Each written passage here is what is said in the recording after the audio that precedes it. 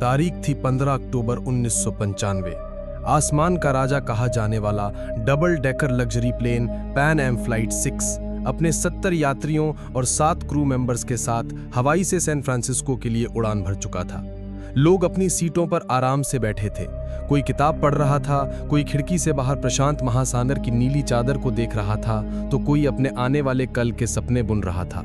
लेकिन अचानक प्लेन के शांत माहौल में एक चीख गूंजी। 1 2 नहीं बल्कि 4 नकाबपोश लोग अपनी सीटों से उठे। उनके हाथों में हथियार थे। उन्होंने प्लेन को हाईजैक कर लिया था। यात्रियों की सांसें थम गईं। बच्चों का रोना और बड़ों की घबराहट से पूरा प्लेन गूंज उठा। ये खबर जैसे ही एटीसी तक पहुंची, धरती पर हड़कंप मच गया। रेस्क्यू मिशन की तैयारियां शुरू हो गईं, लेकिन इससे पहले कि कोई कुछ समझ पाता, ठीक 5 मिनट बाद पैन एम फ्लाइट 6 रडार से हमेशा के लिए गायब हो गई। इसके पीछे का कारण पहला तो हाईजैकर्स ने प्लेन का लोकेशन सिस्टम बंद कर दिया था, पर असली खतरा तो कुछ और ही था। एक ऐसा खतरा जिसे इंसान कंट्रोल नहीं कर सकता।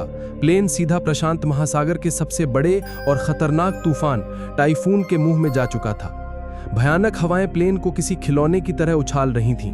पायलट अपनी पूरी ताकत से प्लेन को बचाने की कोशिश कर रहा था, पर अगले 2 घंटे तक प्लेन का कंट्रोल प्रकृति के हाथों में था। और 2 घंटों के इस जानलेवा संघर्ष के बाद प्लेन का एक इंजन फेल हो गया और इसके थोड़ी देर बाद दूसरा इंजन भी फेल हो गया। प्लेन आग के गोले की तरह सीधा समुद्र की ओर गिरने लगा। प्लेन समुद्र की सतह से टकराने ही वाला था कि कुछ लोगों ने हिम्मत दिखाई और हाईजैकरों को मार गिराते और टूटे हुए दरवाजे से ठंडे और अनजान समुद्र में छलांग लगा दी। प्लेन एक भयानक धमाके के साथ पानी में समा गया, लेकिन 60 लोग किसी तरह बच गए थे। उनके चारों तरफ मीलों तक सिर्फ और सिर्फ प्रशांत महासागर की डरावनी लहरें थीं। किस्मत से जहां प्लेन क्रैश हुआ था, उससे बस 100 मीटर की दूरी पर एक चट्टान समुद्र से बाहर निकली हुई थी। सबने अपनी बची कुची ताकत लगाकर उस चट्टान पर पनाह ली।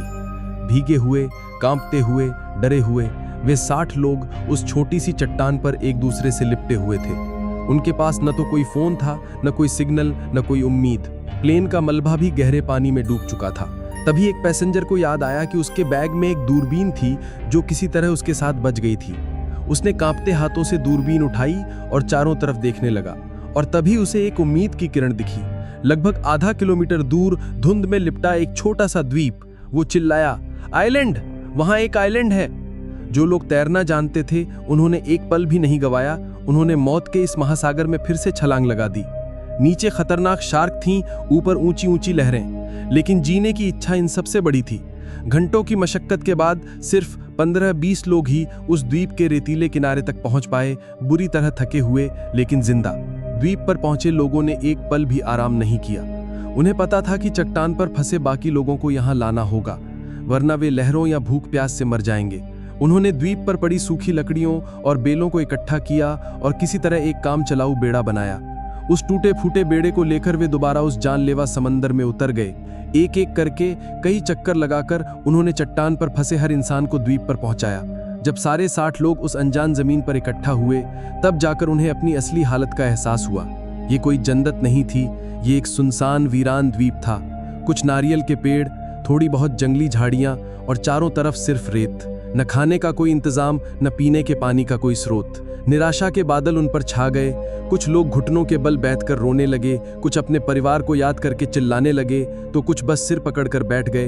यकीन नहीं कर पा रहे थे कि वे वाकई जिंदा हैं या ये कोई भयानक सपना है। इसी हताशा के बीच एक स्कूल टीचर मिस्टर डेविड आगे आए।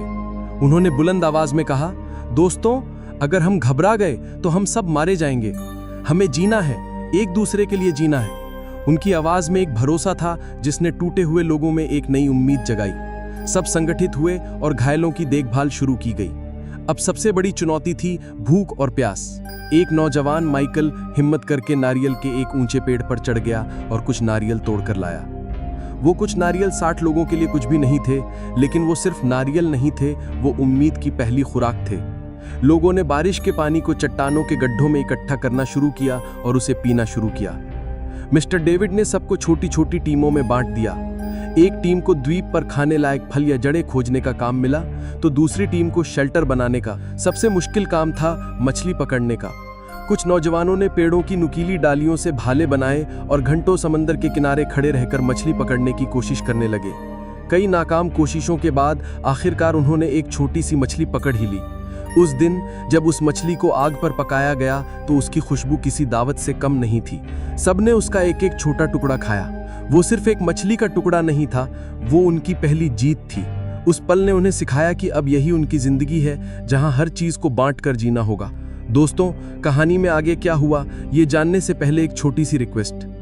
अगर आपको ये सच्ची घटना दिल को छू रही है तो प्लीज इस वीडियो को एक लाइक कर दीजिए और चैनल को सब्सक्राइब करना मत भूलिएगा। आपका एक सब्सक्राइब हमें ऐसी ही और कहानियां आप तक लाने की हिम्मत देता है। और हाँ, कमेंट्स के बगल में जो नया हाइप का बटन है उसे भी जरूर दबाइएगा। दिन हफ्तों में और हफ्ते महीनों में बदलने लगे। अब उन्हें समझ आ गया था कि मदद शायद कभी नहीं आएगी, उन्हें यहीं जीना होगा। उन्होंने पेड़ों की पत्तियों, डालियों और नारियल के रेशों से छोटी छोटी झोपड़ियां बनानी शुरू कर दी। पहली बारिश में ही उनकी सारी मेहनत पर पानी फिर गया, झोपड़ियां लीक करने लगीं, लेकिन उन्होंने हार नहीं मानी और ज्यादा मजबूती से शेल्टर बनाए। जरूरत ने उन्हें वो सब कुछ सिखा दिया जो उन्होंने कभी सोचा भी नहीं था। कुछ लोगों ने मछली को धुआं देकर सुखाना सीख लिया ताकि उसे लंबे समय तक बचाया जा सके। एक महिला जो नर्स थी, उसने जंगली पत्तों से छोटी मोटी चोटों और बीमारियों का इलाज करना सीख लिया। उन्होंने फैसला किया कि अगर यहाँ जीना है तो भविष्य के लिए सोचना होगा। उन्होंने नारियल के बीजों को द्वीप के चारों तरफ बोना शुरू किया, जंगली पौधों की कलमों को लगाना शुरू किया। उन्होंने समंदर के किनारे रेत पर नारियल के पेड़ों को गिराकर एक बहुत बड़ा हेल्प लिखा, इस उम्मीद में कि शायद कोई हवाई जहाज इसे देख ले। एक दिन दूर आसमान में एक जहाज दिखा भी। सब पागलों की तरह चिल्लाए, आग जलाकर धुआं किया, लेकिन जहाज ने उन्हें नहीं देखा और गुजर गया। उस दिन कई लोगों की उम्मीद पूरी तरह टूट गई। शुरुआती 2-3 महीने सबसे कठिन थे। अनजान द्वीप का माहौल, खाने की कमी और साफ पानी न होने की वजह से बीमारियां फैलने लगीं। निराशा और अकेलेपन ने कई लोगों को मानसिक रूप से तोड़ दिया। एक एक करके 10 लोगों ने दम तोड़ दिया।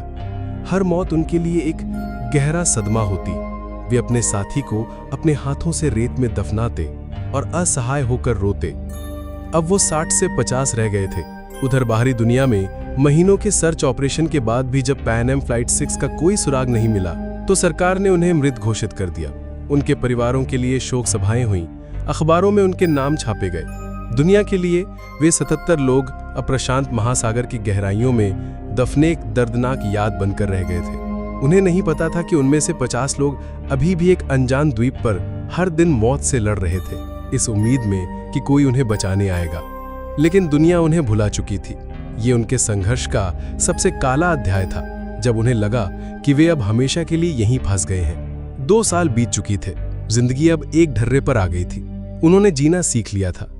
और फिर उस वीरान द्वीप पर एक चमत्कार हुआ। एक महिला ने एक स्वस्थ बच्ची को जन्म दिया। उस बच्ची की पहली किलकारी ने पूरे द्वीप के माहौल को बदल दिया। जहां अब तक सिर्फ मौत और निराशा थी, वहां अब जिंदगी का संगीत गूंज रहा था। हर कोई उस नन्ही जान को देखने आया। उनकी आंखों में आंसू थे, लेकिन इस बार ये आंसू खुशी के थे। उस बच्ची ने सबको जीने की एक नई वजह दे दी। वो सिर्फ एक बच्ची नहीं थी, वो इस बात का सबूत थी कि सबसे मुश्किल हालातों में भी जिंदगी हार नहीं मानती। वो उनकी उम्मीद की नई मशाल थी। लोगों ने उस दिन को एक त्योहार की तरह मनाया, क्योंकि 2 साल बाद मौत पर जिंदगी की जीत हुई थी। अब उन्हें सिर्फ खुद के लिए नहीं, बल्कि इस नई पीढ़ी के लिए भी जीना था और इस द्वीप को एक बेहतर जगह बनाना था। देखते देखते 10 साल गुजर गए। द्वीप पर अब जिंदगी का एक सिस्टम बन चुका था। मिस्टर डेविड ने बच्चों के लिए एक छोटा सा स्कूल खोल दिया था, जहां वे उन्हें पढ़ना, लिखना और दुनिया के बारे में बताते थे। उस दुनिया के बारे में जिसे इन बच्चों ने कभी देखा ही नहीं था। सबने अपने अपने काम बांट लिए थे। कुछ लोग मछली पकड़ते, कुछ खेती करते, कुछ बच्चों की देखभाल करते। उन्होंने अपने मनोबल को बनाए रखने के लिए प्लेन क्रैश की बरसी को सर्वाइवल डे के रूप में मनाना शुरू कर दिया। उस दिन वे गाना गाते, कहानियां सुनाते और उन साथियों को याद करते जो अब उनके साथ नहीं थे। इन 10 सालों में द्वीप पर 5 और बच्चों का जन्म हुआ, लेकिन इस दौरान बीमारियों और हादसों में 7 और बड़े लोग अपनी जान गंवा चुके थे। अब द्वीप की कुल आबादी बच्चों को मिलाकर 48 थी। एक दिन फिर वही हुआ। आसमान में एक प्लेन की गूंज सुनाई दी। सब फिर से दौड़े, फिर से चिल्लाए, लेकिन नतीजा वही रहा। प्लेन उन्हें बिना देखे गुजर गया। बार बार मिलती निराशा ने अब उन्हें तोड़ना बंद कर दिया था। शायद उन्होंने इसे ही अपनी किस्मत मान लिया था। पूरे 13 साल बीत चुके थे। जो बच्चे द्वीप पर पैदा हुए थे वे अब किशोर हो चुके थे। उनके लिए यही दुनिया थी, यही घर था। जो बड़े थे वे अब बूढ़े हो चले थे उनके चेहरे पर संघर्ष की लकीरें साफ दिखती थीं। फिर एक सुबह एक ऐसी आवाज सुनाई दी जिन्होंने 13 सालों में नहीं सुनी थी। एक बड़े जहाज के हॉर्न की आवाज। पहले तो उन्हें यकीन ही नहीं हुआ। उन्हें लगा कि यह भी उनका कोई वहम है। लेकिन जब आवाज दोबारा आई तो सब पागलों की तरह समंदर के किनारे की ओर भागे। उन्होंने अपनी पूरी ताकत से आग जलाई, चिल्लाए, हाथ हिलाए। उनकी आंखों में एक आखिरी उम्मीद की चमक थी। और इस बार चमत्कार हुआ। जहाज ने उन्हें देख लिया था।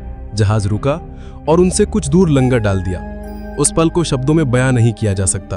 48 लोग एक दूसरे को पकड़कर रो रहे थे, हंस रहे थे, चिल्ला रहे थे। 13 साल का लंबा भयानक इंतजार खत्म हो गया था। जब रेस्क्यू टीम नाव से द्वीप पर पहुंची तो उनकी आंखों में भी आंसू थे। वे उन लोगों को देख रहे थे जिन्हें दुनिया मरा हुआ मान चुकी थी। जब वे 48 लोग वापस शहर लौटे तो दुनिया हैरान रह गई। वे अब पहले जैसे इंसान नहीं थे। शहर की चकाचौंध, गाड़ियां, इमारतें, सब कुछ उन्हें अजीब लग रहा था। उनकी कहानी किसी को भी यकीन नहीं हो रही थी जब तक कि एक सर्वाइवर की डायरी सामने नहीं आई। उस डायरी में 13 साल का हर एक दिन, हर एक संघर्ष और हर एक मौत और हर एक जन्म का हिसाब लिखा हुआ था। जब मीडिया ने उस डायरी के पन्नों को दुनिया के सामने रखा तो हर कोई रो पड़ा। ये इंसान के हौसले, हिम्मत और जीने की जिद की एक अविश्वसनीय दास्तां थी। इस सच्ची घटना पर बाद में एक किताब भी लिखी गई जिसका नाम था the lost survivors of flight 6, 13 Years on the island. ये कहानी आज भी हमें सिखाती है कि उम्मीद की एक छोटी सी किरण भी सबसे घने अंधेरे को चीर सकती है और इंसान का हौसला हर मुश्किल से बड़ा होता है। दोस्तों, आपको इन 48 सर्वाइवर्स की ये दिल दहला देने वाली कहानी कैसी लगी? क्या आप कल्पना कर सकते हैं कि 13 साल एक वीरान द्वीप पर बिताना कैसा होता होगा? अपनी राय नीचे कमेंट्स में जरूर बताइएगा। आपके कमेंट्स पढ़ के हमें बहुत अच्छा लगता है।